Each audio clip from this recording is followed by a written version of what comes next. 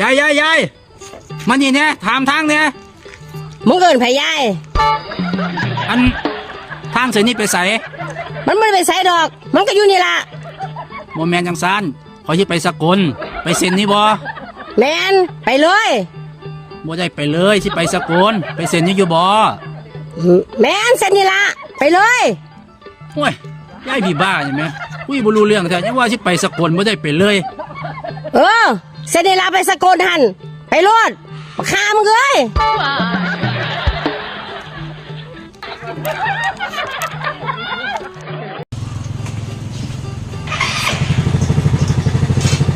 มาฮ้อนจะเท่า เท่าหน้าฮ้อนเลยได้เนาะ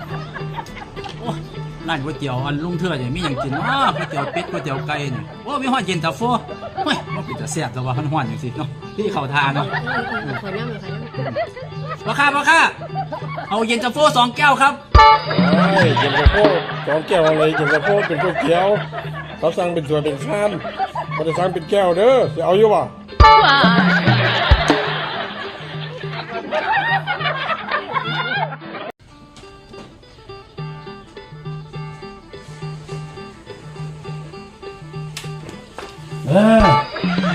เป็นไงล่ะบอกเชื่อแล้วอย่าเทียงลูกเทียงผัวเป็นไงถือขังมัดขึ้นเป็นไงอย่าเจออย่าเก่งกับผัวบอกหลายเทื่อแล้วอย่ามือหนาวขัง3 คืนเลยต่อไปน่ะจำไว้อย่าเก่งอย่าขึ้นเสียงเท่าไปขอเงินจากพันนะเขาจะไปหาหมอจะเป็นอีหยังจะสิไปหาหมอพักที่บ่รู้เป็นอย่างนะคอยมักที่ปวดหัวมักปวดขามักปวดแขนไหมถ้าจะมักจะสิไปหาหมอมันเศร้าเห็นหยังนั่นโมเมนต์จังซานทำไมเพราะว่าคอยบ่สบายเห็นไหมโว้ย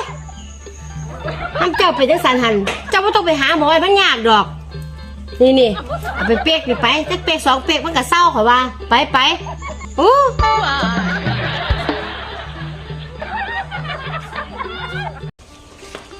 เท่าเจ้าอยู่ไสขออยู่ในห้องน้ำไอ้ซักเจ้าหันจะไปท้ายบ้านเด้อบ้านสาวเลยหันแม่ผู้ผัวเราเสียปีกายปีก้อนหันนะผู้ใดไปนอนเล่าเทื่อนึงหันแล้วสิให้แต่งไทยหน่วยนึงนอนเล่า2 เทื่อแล้วก็สิให้แต่งไทยนั่น2 หน่วยเด้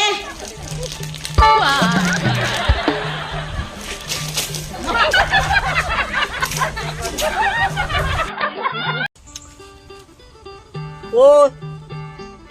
ปลูกผักปลูกหญ้าก็บ่ยังแห้งเหี่ยวเอากระเพรางามๆก็ปลูกก็บ่เหลือก็น่ะมะขามหวานกับเอาลงดินใหม่ๆแล้วบ่อาทิตย์อยู่แห้งเหี่ยวตายมั้ยล่ะเป็นน้ำอย่างง้อเท่าผมเบิ่งซอยข่อยด้วยเนี่ยอีหยังจมหยังจะเศร้าแท้อีหยังเอาพักเอาหญ้ามาปลูกตรงนี้เนี่ยผู้เหลือจะต้นไหมเมื่อจ้างเป็นน้ำหยังน้ำก็หดอยู่ได้ปุ๋ยก็ใส่อยู่ไหมว่าอยู่กุ๊กเกี่ยเป็นอีหยังตายเพราะตัวหันทำหวานเราไม่มีใหม่ไม่เสียดายนี่คอยว่าไปได้มันนี่ละนี่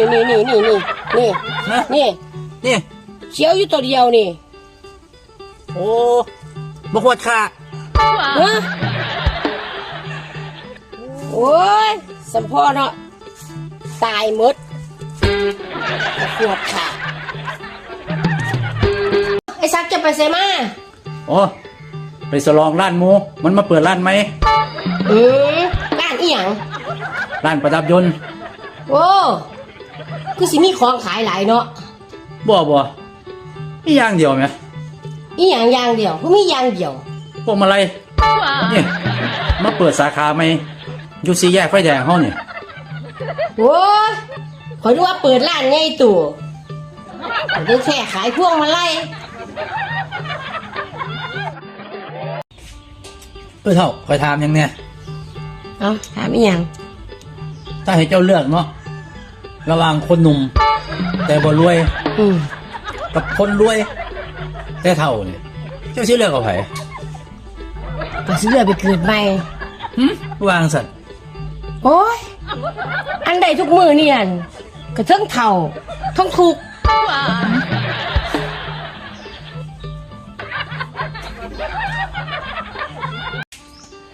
เอ้าไอ้สักคือว่าไปเยี่ยมน้องสาวไปคลอดอยู่โรงพยาบาลมาเป็นจังไดได้ผู้หญิงเลยได้ผู้ชายล่ะ ไอ้ผู้ชาย โอ้คือสิเป็นตะแพงเนาะ แต่ช่วงไปเข้าไปอะเนาะคนหุ่มเต็มเลยไหมพยาบาลกันยางไก่มาคุยกันเสียงดังเลยป้าดตั้งแต่คลอดเห็ดคลอดเด็กน้อยมาเนี่ย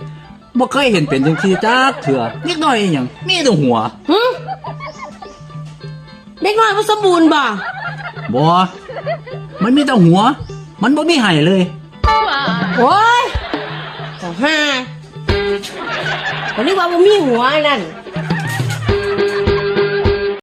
เท่ามื้อนี้ได้หยังกินมื้อนี้ ได้ข้าวผัด ข้าวผัดไข่เห็นบ่ แม่น ใส่กุ้งน้ำอยู่บ่ ใส่ ปลาหมึกเด้ใส่บ่ ปลาหมึกก็ใส่ หมูเด้ใส่บ่หมู ใส่ หมูเท่าบ่ เท่า เท่าคือเจ้าบ่ คือเอ้าสิสะแตกยังบ่เข้านี่ถามสอถามซักอยู่หั่นล่ะโอ้ย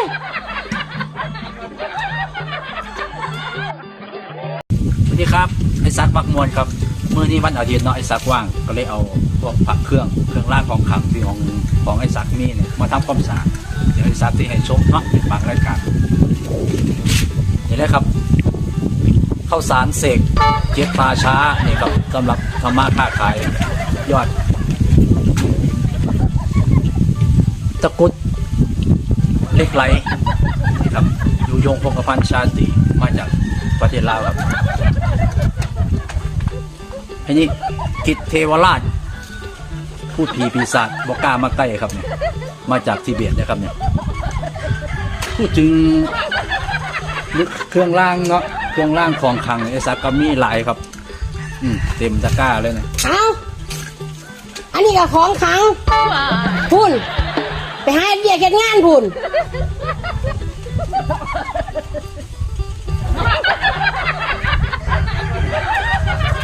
ตามเนี่ย ว่า หน้าตาไปถึงอย่างมากก็เป็นสัตว์ คือเขาตี ที่อยู่ใส่ อยู่หน้าห้าน บ้านใด บ้านเฮานี่แหล้ว หน้าห้านหมอลำนี่บ่ แมนไปเต้นแล้วถือเขาตี ไปเต้นท่าใดคือถึกตี เอ้าก็เต้นท่ามาตรฐานที่ที่บ้านเขาเต้นกันนี่ละ บ่ถึกตีด้านใดลำโพงซ้ายหรือลำโพงขวา เอ้ามาถามสอถามจันเถอะเจ้าก็ได้เอาจักแป้วคือกันอยู่บ่ เฮ้ยโอ้คำสองคำหนึ่งจะไม่เจอหัวเนาะได้รุ่นคู่มือนี่ นี่ดอก ของมันถึกตีเลยไหมเนาะเฮ้ยสามคำหนึ่งก็บ่ได้พี่กระปอมครับ เป็นภาษาอีสานเนาะเป็นสัตว์เลื้อยคลานชนิดหนึ่งภาษาไทยเขาเอื้นกิ้งก่านี่ครับเป็นสัตว์เลื้อยคลานนะครับหากินพวกแมลงครับนี่ชอบกินแมลงภาษาอังกฤษเขาเอื้นอย่างเนาะอ๋ออีกัวน่านี่อีกัวน่าเนี่ยส่วนอันนี้อีน่ากลัว หาเอ้ย เป็นตาย่านบ่ครับ เอ้าไอ้ซักปอกบักขามสุกเจ้าก็ปอกบักขามสุกจังสิโอ้ยบ้านใดพากันเจ้าปอกบักขามสุกจังสิใส่หัวได้ไหม โอ้บ้านเจ้าที่เอ้ยใส่หัวปอบะขามใส่ยังไงเจ้าชี้บ่ เฮ้ย โอ้ ใส่จังสินี่เห็นบ่นี่จะแมนเมาะหูจักใส่หัว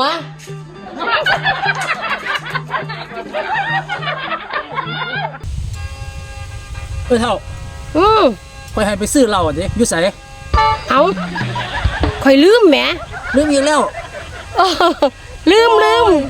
อันเป็นแต่ลืมเจ้าคือบ่ลืมเนี่ย อีหยังล่ะอันเป็นตาลืมหัน กลางคืนน่ะนะดึกดื่นบัดใดก็สะกิด เอ้ยเนาะ อย่าเบาหลายเจะของก็ได้ คำขามจะขึ้นนะเนี่ย